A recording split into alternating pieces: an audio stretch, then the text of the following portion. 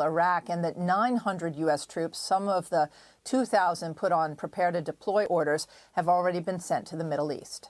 Between October 17 and 26, U.S. and coalition forces have been attacked at least 12 separate times in Iraq, 4 separate times in Syria, by a mix of one-way attack drones and rockets. We know that these groups are affiliated with Iran. So things are heating up in the Middle East. There are news of Israel's attack on nearby countries, including Egypt, Syria, Lebanon, and Jordan, on the borders particularly. And most recently, we've also heard about US stationing their military assets closer to Iranian assets in the Middle East.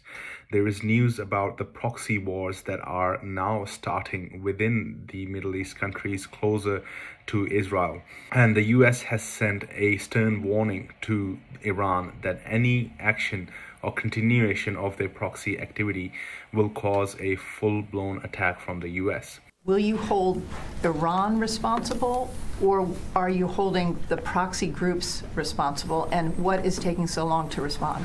Look, I'm not going to get into telegraphing whether we are or not going to respond, other than to say we would do so at a time and place of our choosing. What we sometimes forget to notice is the situation in Ukraine stays unresolved. And I've said this before, that the attention from Ukraine had to be taken out. The war will have had to move out somewhere else where Russia gets engaged. And this is what we see developing in the Middle East. With the Iranian proxy wars, this could begin to lead to a more full-blown engagement of the US and Israeli forces, including NATO, in the Middle East, where Russia already has assets.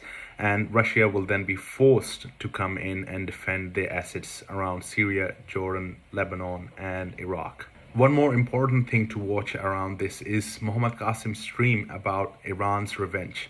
Some of you guys may know about Qasem Soleimani, who was the general of Al-Quds force in Iran.